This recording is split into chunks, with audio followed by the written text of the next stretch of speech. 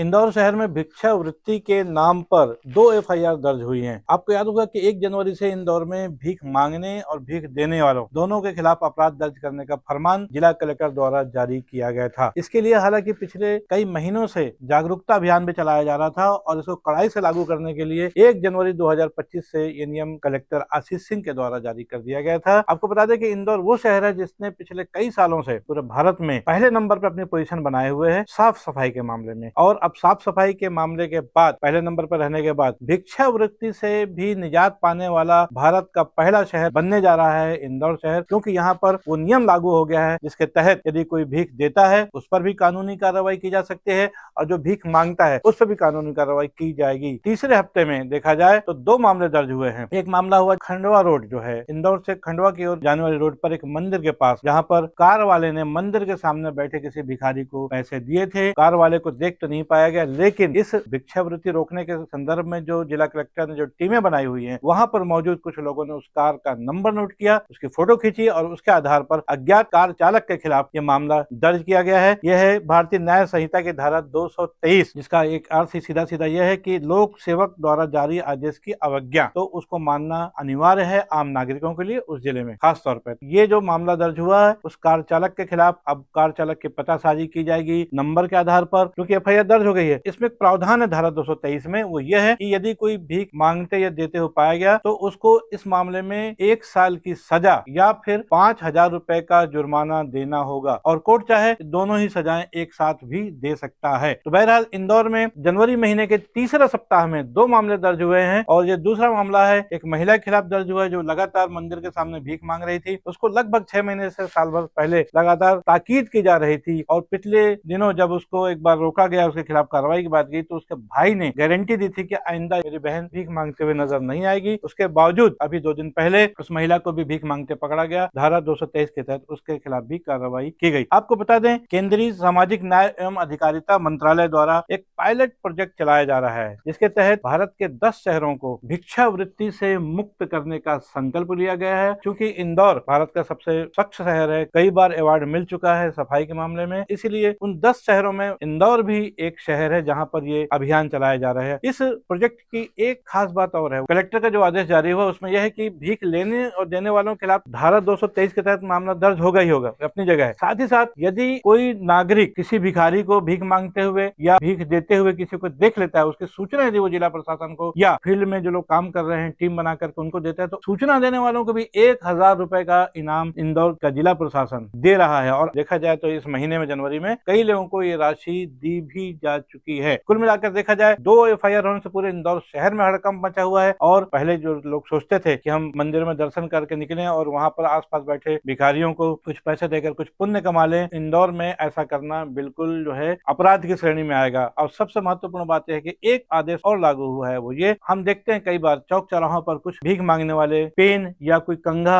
या कोई ऐसी चीजें बेचते हुए नजर आते हैं। हालांकि उसकी कीमत 10 रुपए की जगह 20 रुपए रख देते हैं, और लेने वाला भी सोचता है कि चलो ठीक है, मैंने भीख नहीं दी, मैंने चलिए इनकी मदद की है, और मदद करके 10 रुपए की चीज वो 20 रुपए में खरीदता है, 50 रुपए की चीज 100 रुपए में खरीदता है। तो भिखारी जो है सामान बेचकर भी जो इस किस्म का अपना धंधा चलाते थे, उन पर भी ये प्रतिबंध लागू रहेगा। यानी कि भिखारियों को भीख देना तो मना है ही, और भिखारियों के लिए भी भीख लेना भी मना है उनके लिए। साथ ही साथ भिखारी यदि कोई चीज बेच रहे हैं और उससे यदि आप कोई चीज खरीद रहे हो, वो भी एक अपराध माना जाएगा, उसके खिलाफ भी कार्रवाई हो जाएगी। तो ये बहुत बड़ी पहल इंदौर में देखने को मिल रही है। इससे इंदौर वासी तो बहुत खुश हैं, कई अन्य शहर के लोग भी चाहते हैं कि उनके जिलों में भी ये योजना लागू हो, ये पायलट प्रोजेक्ट जो है शुरू किया जाए। हालांकि इसमें भी दिल्ली दूर है, अभी फिलहाल जो 10 शहर हैं उन्हीं में योजना चल रही है, और इंदौर इस मामले में इंप्लीमेंट करने की दिशा में देखा जाए भिक्षावृत्ति से मुक्त शहर बनाने की दिशा में सबसे आगे चल रहा है। पहले साफ सफाई के मामले में इंदौर आगे रहा है, कई बार उसने अवार्ड जीते हैं भारत सरकार की तरफ से नगरीय निकाय मंत्रालय के द्वारा, लेकिन अब एक नई पहल के लिए इंदौर का नाम फिर सुर्खियों में है लगातार। और आने वाले समय में इस पे और क्या क्या कार्रवाई होती है, आज के लिए बस इतना ही। आने वाले समय में भिक्षावृत्ति उन्मूलन की दिशा में इंदौर जिला प्रशासन और क्या क्या कार्रवाई करता है, किस तरह की अपडेट आती है, इसके लिए हम आपको समय समय पर सूचित करते रहेंगे, बताते रहेंगे। तब तक कीजिए इंतजार, बने रहिए न्यूज T20 के साथ। मैं हूं बीडी निजामी, आप देख रहे हैं न्यूज T20। हमारी ये खबर आपको कैसी लगी, इस पर राय अपनी अवश्य दें। खबर को लाइक करना ना भूलें और चैनल को सब्सक्राइब करना भी। कल फिर मिलेंगे किसी नई खबर या नए विश्लेषण के साथ, तब तक के लिए दीजिए इजाजत। जय हिंद, जय भारत, जय छत्तीसगढ़।